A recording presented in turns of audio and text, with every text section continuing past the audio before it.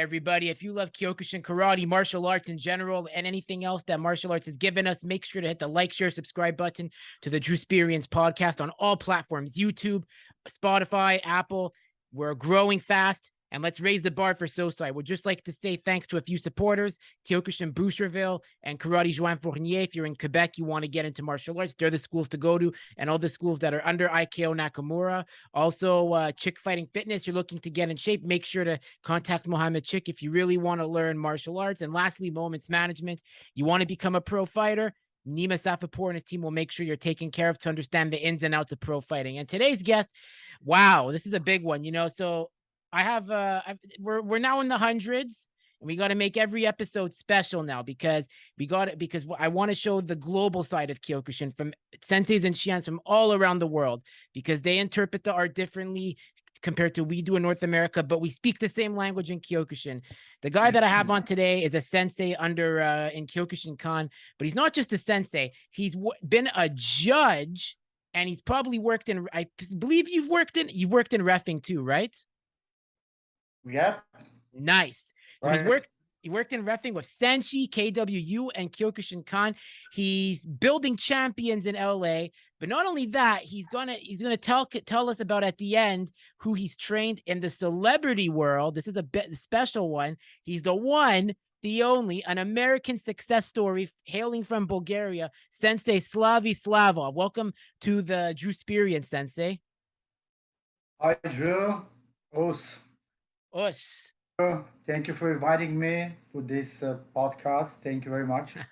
It's my pleasure. I mean, I had to seek you out after our mutual friend, Shihan Callahan, said amazing things about you. Because I speak with Shihan Tom a lot, and he's like, you have to check out Sensei Slavi. His one of his students and him just cleaned out a Shin tournament. So I checked it out, and I said, I got to get this guy on. No problem. So let me ask you, Sensei, I always like to start the show with, because you've had a very interesting background. So how did you discover martial arts, and what made you choose Kyokushin karate as a martial art? Okay. My martial arts practice started many, many years ago. I was 8 years old when my father brought me in the gym, but it was a judo.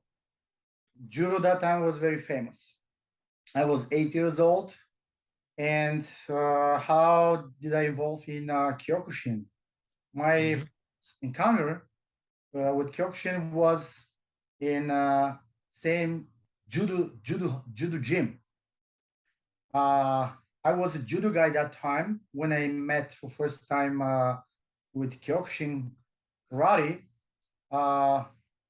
Judo guys and karatekas train at the same gym, and but in different times. And I trained judo. I was in a special school in judo for talent. I already did like 4 or 5 years judo. And when I saw Kyokushin, I said, wow, let me try. I always accept challenges. And they said, actually, this sport, Kyokushin karate, was banned in Bulgaria. That time was communism time. And only the policemen and the army were practicing karate. If you're a random guy, you cannot involve in karate. But we train at the same gym, like I told you. And somebody told me, hey, that sport is very dangerous. I've heard those guys can kill anybody with one punch, one kick. I said, what? Is it true? And I said, yeah, I always accept challenges. And I said, okay, let me try. And I started Kyokushin evening time and like early afternoon judo at the same time on the same day, 2 workouts, judo and then Kyokushin. And the story is very interesting. In a few months, probably 5-6 months, my Kyokushin sensei Arsenov, came to see my judo sensei, Maturov, and he saw me. Karate sensei saw me practicing judo, and he said, "Hey, Slavi, what are you doing here?" I said, "Oh, I've been training judo for 4 years, 5 years."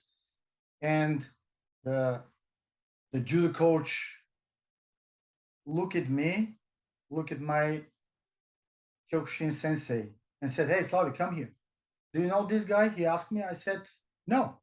And Kyokushin sensei said, "Hey, you coming to my classes? How we know each other?" And then I said, "Yes, I know him." And after those words, my judo sensei said, "Hey, look at Slavi. The school pays for you to study, to train without any bills, and they expect results. Why do you attend Kyokushin?" And after this conversation, this judo sensei just forbade me to go to Kyokushin. Yeah, because I was in that special school. I was 13 years old, 13 and a half years old that time, and I stopped. I stopped going to karate. But after when I graduated my second school, I went to a military school in Bulgarian capital Sofia to study in a military school, and communism already has fallen down, and Kyokushin dojos already have opened.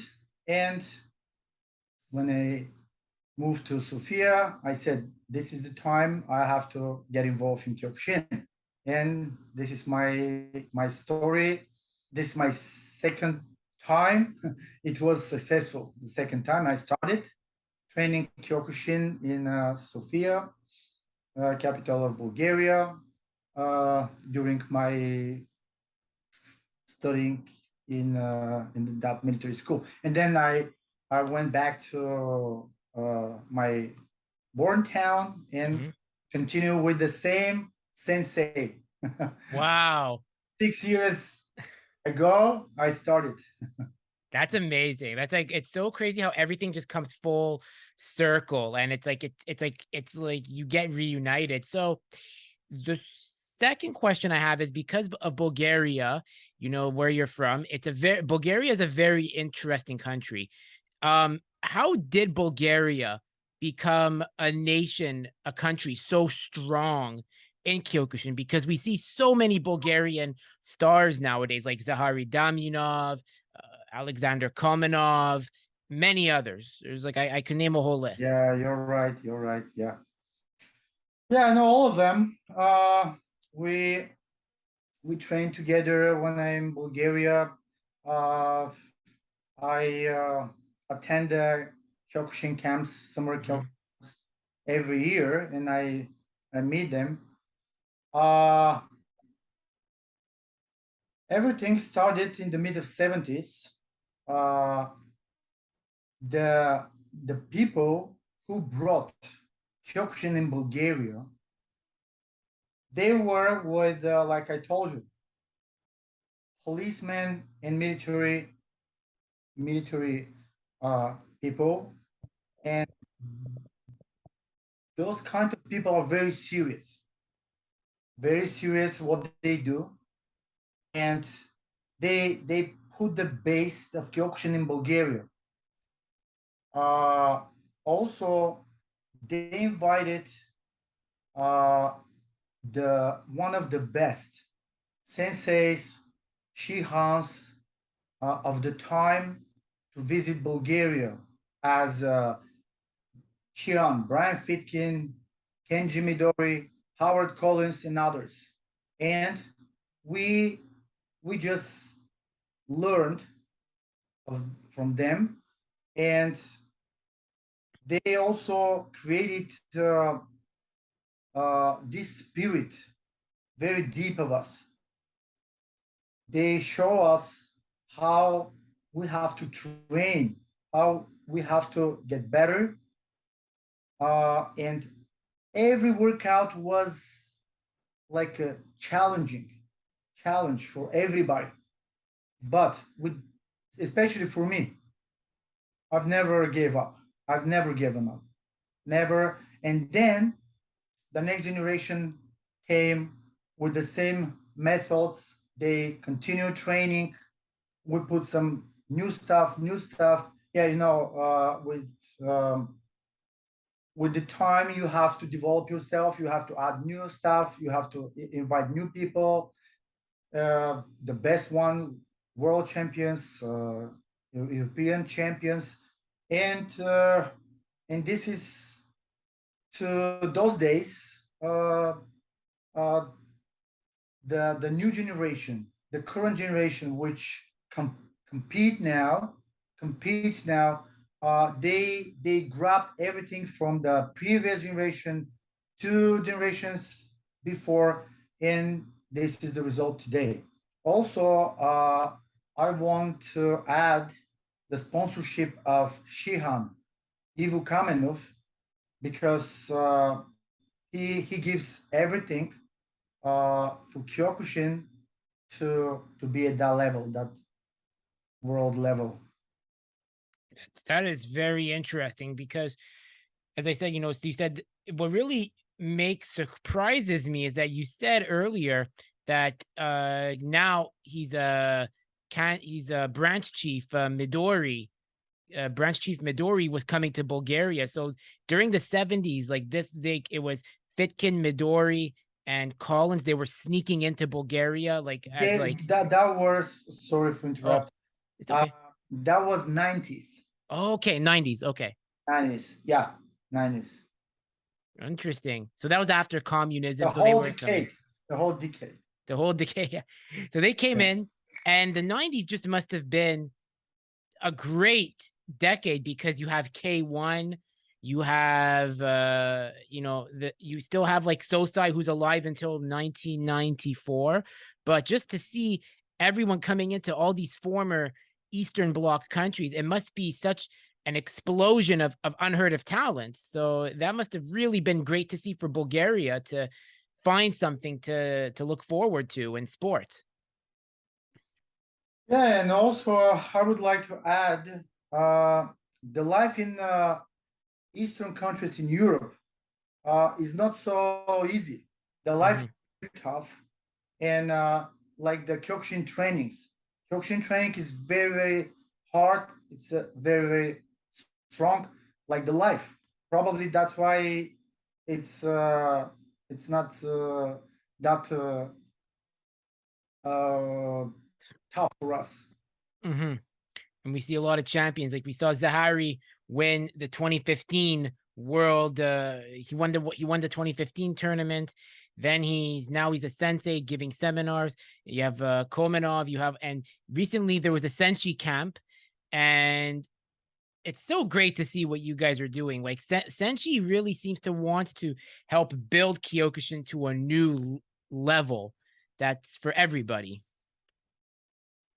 Yeah, Senshi is a great idea of Shihan Ivo Kamenov. Mm-hmm.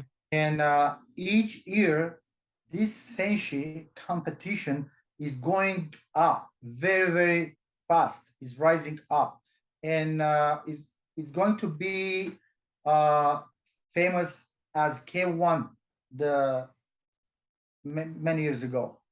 It will be. What I think will make it even as big as K1, if not better, is it's in Europe. So now we're seeing, so Shihan Kamenov, as you said, is the one who's like leading it, is so smart to see, look, there's the rest of Europe, there's the Western, there's the Eastern, and there's Central. This is such a great opportunity to really get high level kickboxing back into the internet age. I'm very excited for what Senshi does. It's really amazing to see. Yeah, and also if you go to compare which rating is higher than combat karate in America, and the Senshi's rating is higher than combat karate. Really? Yeah, yeah. I That's amazing. got this information this summer, during the training camp. And also his idea is Senshi Shihan Kamenov's idea is to move Senshi in America. We are working on that. Probably soon. I can't wait. You have to let me know when that happens, because the problem I have with karate combat, I'm very happy there's karate combat because the more there is, it's good. But they're restricting the Kyokushin guys. And if you notice in karate combat, when you look at all the styles of the fighters, there's only about 5 Kyokushin guys. I've had 2 of them on my show, but they don't allow the low leg kicks. Now they're allowing Hizagaris. But that's the problem I have. Yeah, so you see, that's where I think Senshi's going to really make it interesting. Yeah, because the Senshi is more close to the real fight on the street. Mm-hmm. You can kick low. Also, you can throw elbows, and also you can throw your opponent down. This is it's not allowed in karate combat. No, I'm excited. You have to let me know when that happens. I am ecstatic with that news. That's going to be amazing when it happens, but it's in Europe right now. So I always say, if you really, for anyone that wants to see high level striking, watch Senshi. You said there's glory, but I said, if you want to see Kyokushin fight Muay Thai, you want to see Kyokushin fighting like regular kickboxing, watch Senshi. That's your best bet. Yeah, the rules are very, very good. Amazing. I'll let you know. You're gonna be the first guy who's gonna know about this. Oh, I'm super honored, Sensei. I'm appreciative of that. Thank you. Thank you. Well, my goal, as I said, I want to tell you, is I love Kyokushin karate. It's given me everything. And through the good and the bad, it's like the community is something in itself. And when I do what I do with my show, my goal is to show everyone around the world, whether they're from Bulgaria, Russia, Afghanistan, America, Canada, Japan. And now I'm trying to get into Iran with that, because Iran is another country. That's where I'm from. My father's side is Iranian. And Iran is such, it's not untapped, but people don't really know about it because it's kind of a closed off nation, but there's so much talent in that part of Asia. Yep. And you've probably seen it with your organization because of Shihan Hamid and all the others that have the connection to Iran. Yeah, we have very good connection with Iran. Yeah, exactly. It's amazing. I love it. I love what I see you guys doing. Yeah. Oh yeah. So let me ask you this. We have a mutual friend. I had to ask this because I always like bringing everything full circle. How did you meet Shihan Tom Callahan? How did that encounter happen? Okay, it's a very interesting story. It was like 5 years ago. I just had to Los Angeles, and me and Dolph Lundgren were training at Gold's Gym. And somebody called Dolph talking on the phone like 2-3 minutes, and he asked me, "Hey, Slavi, do you know Shihan Tom Callahan?" I said, "Yeah, I know him, but I've never seen him. I've never talked to him." And he said, "Oh, he's on the phone." And he gave me the phone. I saw him on the FaceTime. I said, "Oh, Shihan, how are you doing? How are you?" Yeah, and it was a very, very friendly conversation. It was the first time I'm talking to him. And after this conversation, we've met a lot of times. Like we trained in his ex dojo in Santa Monica, probably in a year. And then we attended to Smash Global show. He invited me there. And then we went to Colorado summer camp, Kyokushin summer camp. And then we went to Florida for a tournament. And and then we became very good friends, very good friends. He is I like to call him a statesman of American Kyokushin, because he really is what you'd want in a Renshi Shihan and a branch chief for how he conducts himself. He's so pleasant. He really knows how to treat people, like as if he's known them forever. He makes sure you're always taken care of. I can go on about how much I love talking with Tom. The man has stories for days. Like I could talk to him about something in the music industry or something in Yeah. history, and just he's just such an amazing guy. And I want to ask you, how has Shihan Tom helped you as a sensei when you came over to America? Mm. Let me say first for him, he's a very, very well-read guy, Hmm. very good guy. You can communicate with him straight. If you need something, just go straight and tell him. He has, he has always has options to give you very good advice. Actually, 2018, when I graduated third dan and I got the sensei title. Uh, we after the exam, dan exam, uh, Kancho Royama that time, he's a kaito now, uh, called Shihan Tom and said, "Hey Shihan Tom, we have Slavi here. He just got third dan, and we think to make him a branch chief for California." And Shihan Tom said, "Okay, that's great. I've never met him, but I've heard him. When he's coming to America, I said in a few weeks we gotta meet." And once when I got here, I call him. He was like he was happy. He was happy for me, and he wanted to know me better. And we start talking a lot. And that was 4 years ago, 4.5 years ago. And now is I would say he's the closest person to me in a Kyokushin community here in America. If I need any advice, I call him, and he always give me the proper one. Very, Hmm. very good. He's very nice person. Also, they just came back from Costa Rica Hmm. uh, seminar training camp, and also he he made some proposal about me to to take this task to be a coach of uh, sparring advisor for the Americans. That means if I want to go to any dojo in America, I can go, and if there is some good fighter, it's good. It's good to uh, see him, to talk to him, see his technique, and if he needs something to adjust. Yeah, he gave me these rights, which is nice. I cannot say that thank you is nothing to say. It's very low level. Thank you. Appreciate it about this. Don't count He the ideas.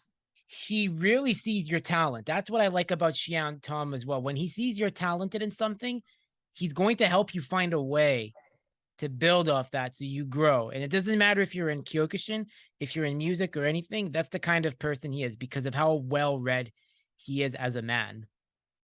I agree. Completely agree. Yeah. It's amazing. And I love what he's doing. I have to say it again.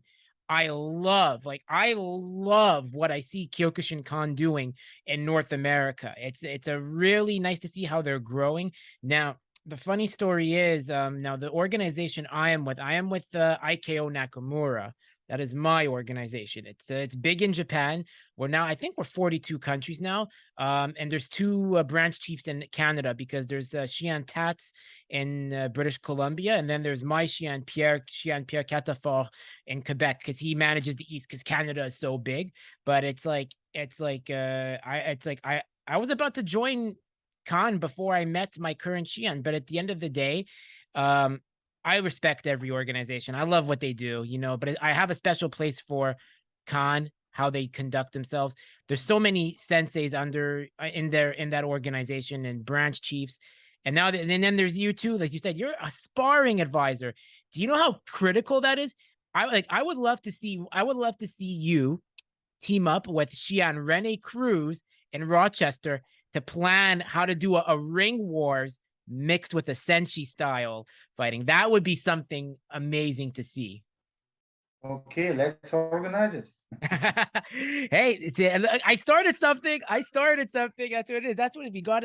That's the goal of the show. We got to find a way to collab, raise Kyokushin, and show why this is a martial art for everybody, no matter how old you are, no matter your walk of life. Because this art, it's like it can change lives. It changes lives for anybody. For sure, Kyokushin has changed my life. Because I met Dolph Lundgren. Mm-hmm. That's completely changed my life. That's why I'm in America, because of him. Really? That's amazing. I was gonna so I have to ask this question now because so you come to America, you have a busy you're a busy guy. You're training not only celebrities, but you're training Kyokushin students as well, privates because martial arts is your life. So the next question is how what is your daily schedule with training and work? Like how do you balance and do time how do you time manage? What's your trick to that? Uh, I have some normal schedule, like a normal guy, but okay, I wake up like 7:30. Uh, must have breakfast. Okay. Yeah, and then I head up to my morning sessions, private sessions, and then lunch, private time for to do my stuff, and then afternoon training sessions, class. I teach Muay Thai also, and then I get home, dinner, some movie or read a book, and go bed. Nice. So it's really about keeping that routine to keep your mind sharp with with the reading, and then Oh, I sometimes missed something. oh, Training for myself. Yeah, 4 to 6 times a week. Yeah. hmm If I do 4 times, I'm not satisfied of me. If I do five, I'm okay. If I do six, I'm happy. amazing. Do you do weight training with martial arts training together, or do you separate it? Like what is the schedule you keep with with your own training? Uh, yeah, I do weights for sure. hmm 3 times a week, I do weights, and the other 3 times or 2 3 times I do martial arts. Amazing. And also, I don't miss strengthening, body strengthening. hmm I try to keep my body strong. I got to start doing that again because now I'm out of retirement because I was taking a break before from competing because of the pandemic and some other personal issues. But now I'm back. So I got to start getting used to getting hit again. I got to drop the medicine ball on me. But that's part of the game. This is what we do and we love Yeah. it. It's the only way you can become good at this art and sport if you decide to go the competition route. Yeah, I would compete, but for now, I just have a lot of things to do, and that's the competitions. I put it on the side a little bit because my last competition was uh, 11 years ago. Okay. I was 40 or almost 40. It doesn't make sense to compete now. Yeah, there is some other stuff I have to do. It But makes sense. You only have a window. sparring. I But love to spar. sparring is the best because you can really see who has like where someone's strengths are and what their weaknesses are, but how to improve those weaknesses. I agree. Yeah. And so forth. So then it takes me to my next question. Um, how do you prepare your students for kumites? You just did one. The student cleaned out his turn, the division. So I have to ask, what is your philosophy and how are you preparing your students now and for the future for these kinds of competitions? Hmm, there is a few rules you have Mhm. to follow. Let me mention a few of them, the most important. Let me start with first, you have to see your competitors. Uh, you have to see your guy, which techniques, which techniques, punches and kicks are the best. And according this punches and kicks, I make 3, 4 his own combinations, and we start repeating them a lot until he or her, his or her, start doing uh, during their dream, let's say. Next component is physical, mental. You have to prepare them. You have to sit straight of his uh, your guy or girl and talk about this. The also the uh, everything is according their anthropometrics date, the combos. Mhm. Yes, if they two, or let's say him, if he's very flexible, I'll give him a different variation of combos with kicks, more high kicks. But if my competitor uh, is not too flexible, I'll give him low kicks and mid kicks, like Mhm. Mawashi, Chudan Mawashi. Okay, the other component is very important is the strengthen. Uh, you have to kill the nerves of the parts of your body which with you punch your opponents, or the body of your body, the parts of your body which you take punches. That's very important. Uh, you can you can kill the nerves to not feel the pain between 2 to 3 months, just permanently, every day, slow, without any power. And once when you stop doing this, in 2 3 months, the sensitiveness of your body parts came back. Mhm. Yeah, this is the most important components about mental, physical, favorite combos, and strengthening.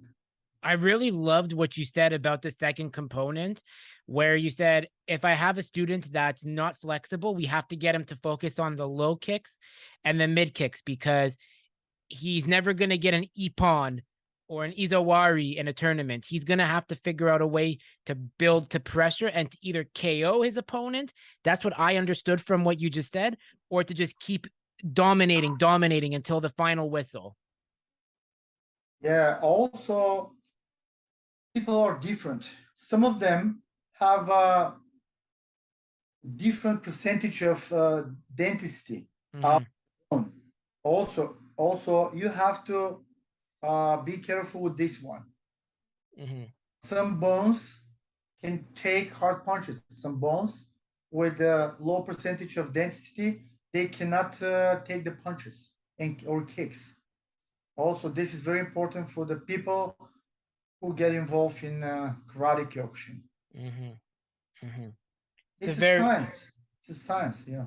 It really is. And also when it comes to nutrition, are you someone that's very are you a sensei that's very like strict on nutrition with your students, or do you kind of tell them as long as you're training hard, I'm okay with nutrition? How do you feel about getting the diet for a competition? Yeah, this is the other very important component. I missed it. you gotta be very strict, especially when you need to drop off the weight. It's very important. Uh, I especially me, I make some diet, special diet, but some of them, like the last guy who won in Las Vegas, Evgeny, he doesn't like meat. I gave him a lot of meat, protein, but he doesn't like meat. Yeah, and that's why I needed to change something in his diet. You have to stick this food to what they like or they don't like.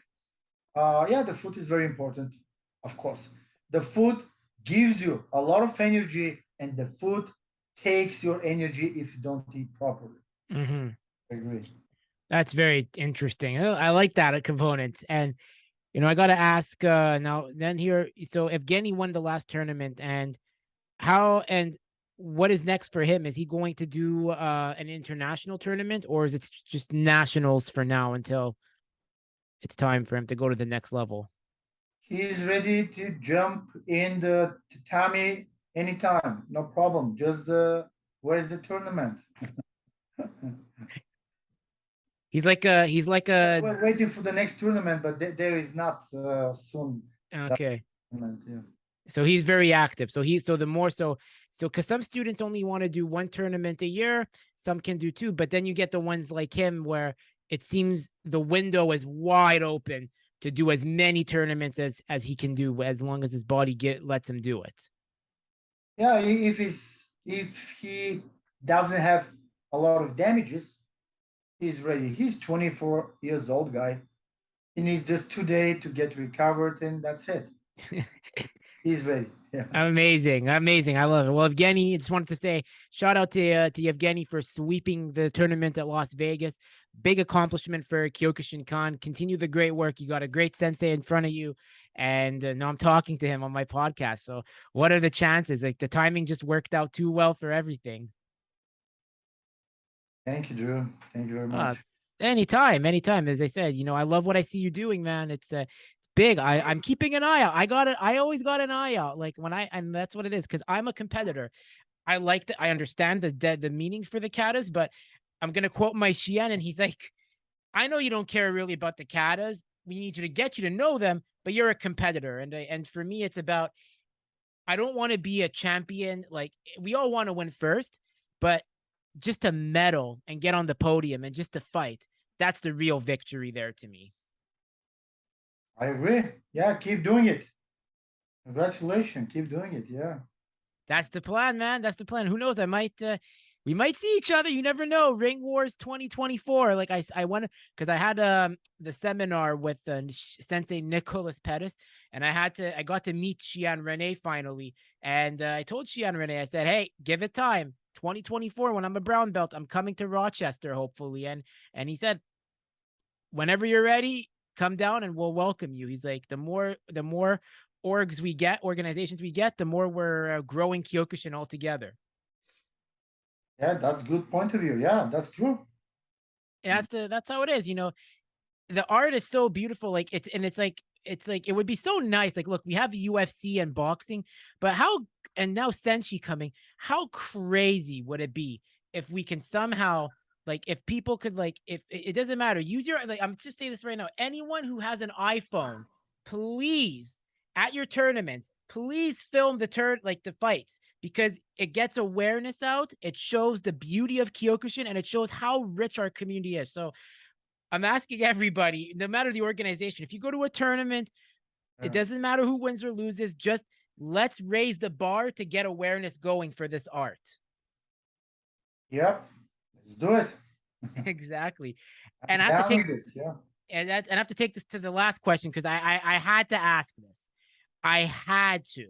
Knowing me and knowing how Shihan Tom said, you're gonna like Shihan Slavi's story on this one. How did you meet Dolph Lundgren, and what is it like to train with him?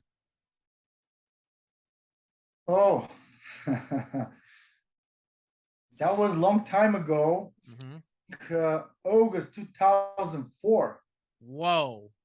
Yeah, 18 years ago.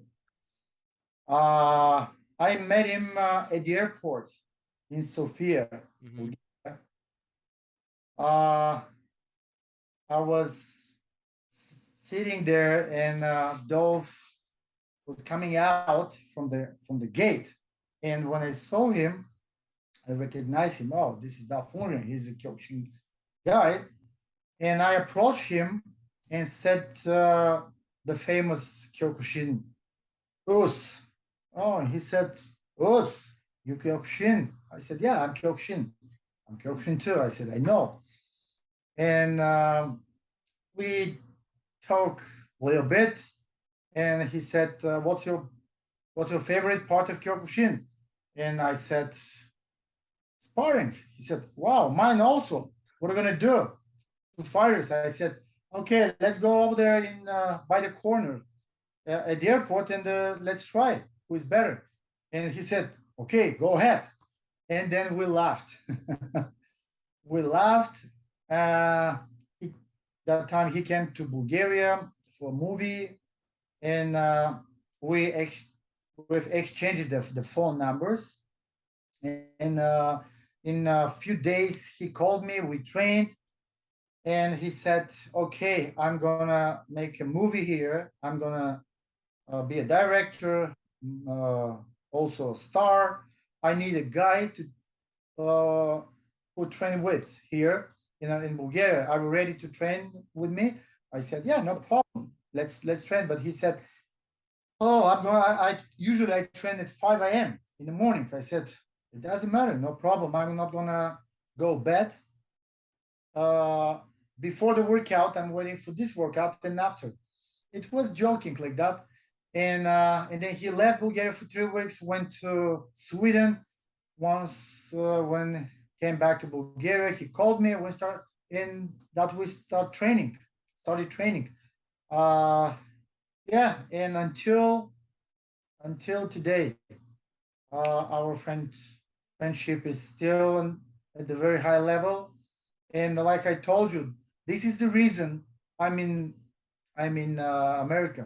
Mm.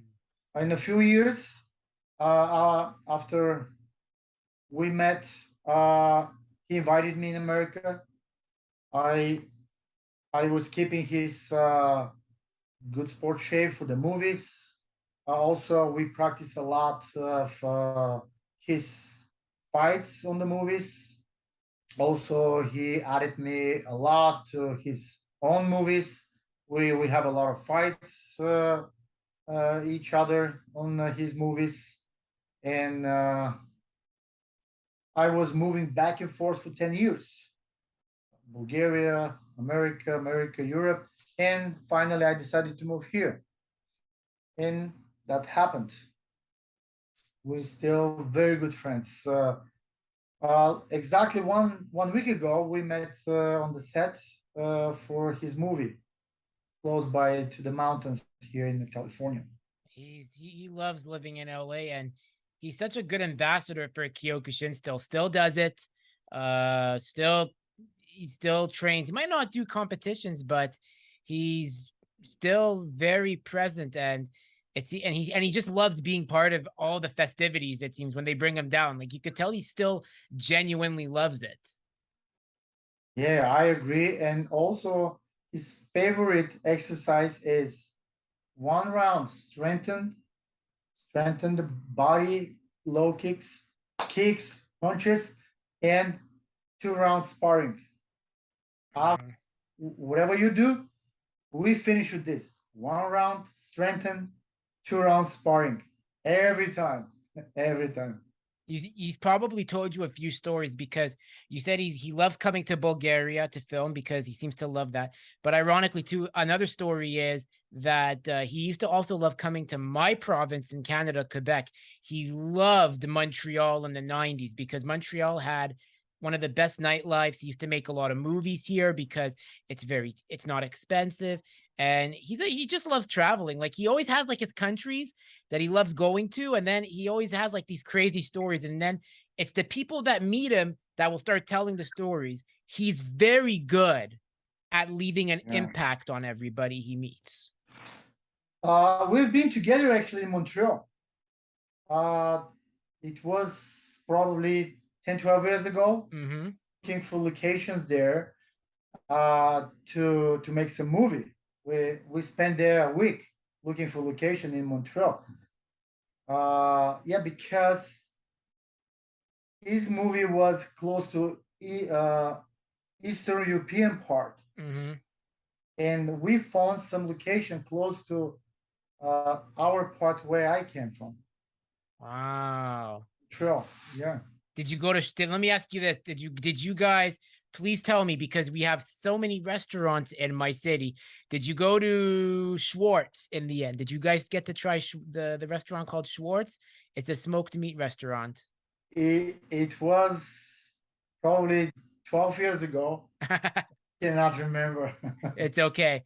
There's too many restaurants we have here. I have to say we have way. You could visit here 5 times and you'll never feel like you've tried all the restaurants we have because we're so Actually, multicultural.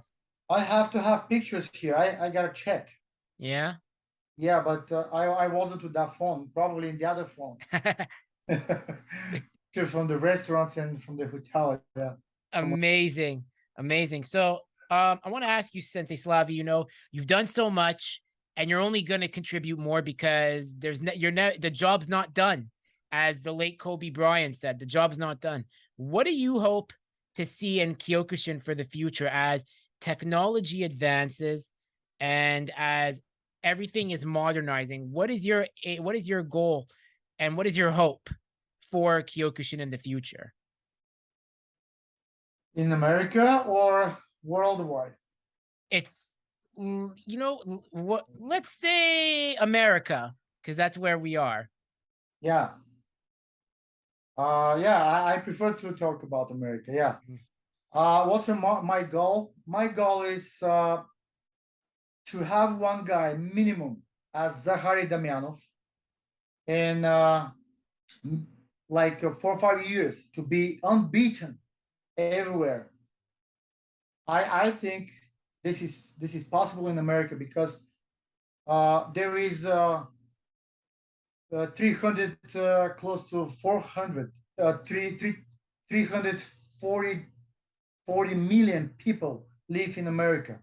I think we can find some 1 or 2 guys to follow this path to be on the top of the world minimum for 2 3 years. Mhm. I want to complete this task. I think I can make it.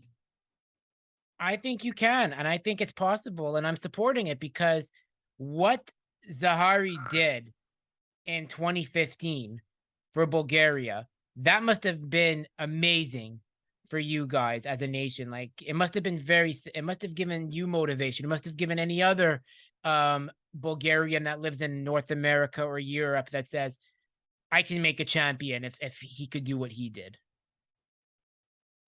uh he did something impossible until then. Mhm. That's why my logo is never give up. Let's try. Let's try. You're a human. Your opponent is human. You never know what happens. What will be happened? Yeah, you never know. Just try. Don't give up. Keep moving forward. Amazing. I love that. And that's where we'll close it off. So, Sensei Slavi, where can people connect with you if they ever want to get like a classes in or if they just want to like pick your brain like for Kyokushin ideas? Like where can they reach you at? They can reach me out through the social medias, Hmm. uh, Facebook, Instagram, uh, also Shihan Tom, put my name in with the other branch chiefs on internet. They can reach me out there too. There is a lot of posters in West LA with my my contacts. They can reach me out wherever. Also, they can write it down on YouTube. Check out some information, and they can reach me. No problem. If Amazing. he wants to do something, he's gonna find the right way. Excellent. I really want to thank you for coming on, Sensei Slavi, and I'm glad that we could do this because we're gonna just help grow Kyokushin, and it helps hopefully bring all organizations together. And it was a really big honor to have someone like you on for all you're doing in today and what you've done, but what you're going to continue to do. Thank you one more time for the invitation, Drew. Stay healthy and safe, and talk to you soon. Sounds good, Sensei. Us. Us.